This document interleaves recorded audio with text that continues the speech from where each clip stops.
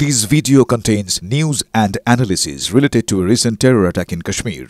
The content may include sensitive visuals and discussions that could be distressing to some viewers. Viewer discretion is advised. We strongly condemn all forms of violence and terrorism. The purpose of the content is solely to inform and create awareness based on verified reports. পাশাপাশি পাক ক্রিকেটারদের Instagram account বন্ধ ভারতে। বাবার আজম, মোহাম্মদ রিজওয়ান, শাহিন আফ্রিদিদের Instagram account Bharat থেকে দেখা যাবে না। গতকালই বন্ধ করা অলিম্পিকের সোনাজয়ী জ্যাভলিন থ্রোয়ার আরশাদ নাদিমের ইনস্টা অ্যাকাউন্ট।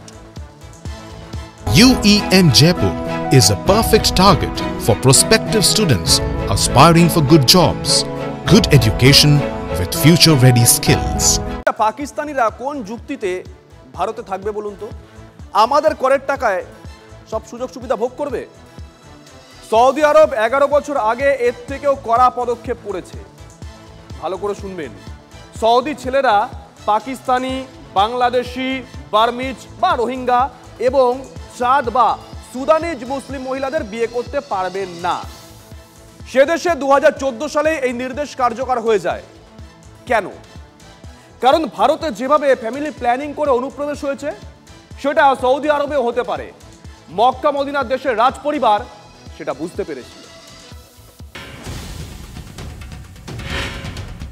ভারত সরকার নোটিশ না দিলে জানাই যেত না বিবাহ সূত্রে বহু পাকিস্তানি মহিলা ভারতে বছরের পর বছর থাকছিলেন, সন্তান সন্ততিও হচ্ছিল।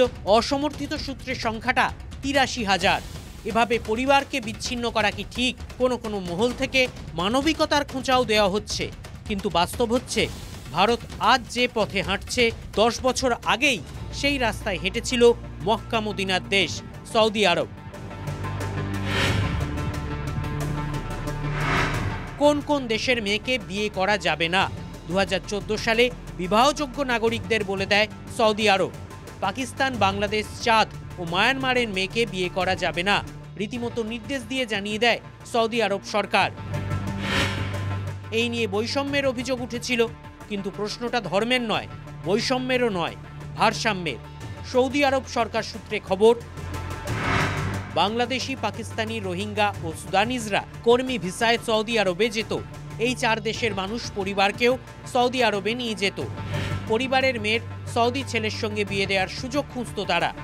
আত্মীয়তার সূত্রে সৌদি আরবে থাকার সুযোগ নিতেই এই কৌশল। 2014 সালে সৌদি আরবে 4 দেশের মহিলার সংখ্যা ছিল 5 লক্ষেরও বেশি এবং সৌদির জনসংখ্যার 30% ছিল ওই 4 দেশের মানুষ। ভারসাম্যে প্রভাব পড়তে চলেছে বুঝতে পেরেই নির্দেশ জারি করে সৌদি আরব সরকার। কিন্তু সৌদি আরবে বসবাসকারী ভারতীয়দের বিরুদ্ধে এমন কোনো নির্দেশিকা জারি করা হয়নি। Bureau report, TV9 Bangla. পাক জঙ্গিদের বিরুদ্ধে এবার বড় পদক্ষেপ চান জাভেদ আখতার। পাটাকা নয়, ধামাকা চাই বললেন জাভেদ আখতার। একবার নয়, বারবার হামলা হচ্ছে। কেন্দ্রের কাছে পদক্ষেপের আর্জি জানিয়ে মন্তব্য গীতিকার জাভেদ আখতারের। मैं रिक्वेस्ट करता हूं सरकार से, दिल्ली की सरकार, कि ये बहुत बार हो गया है, एक बार नहीं हुआ है।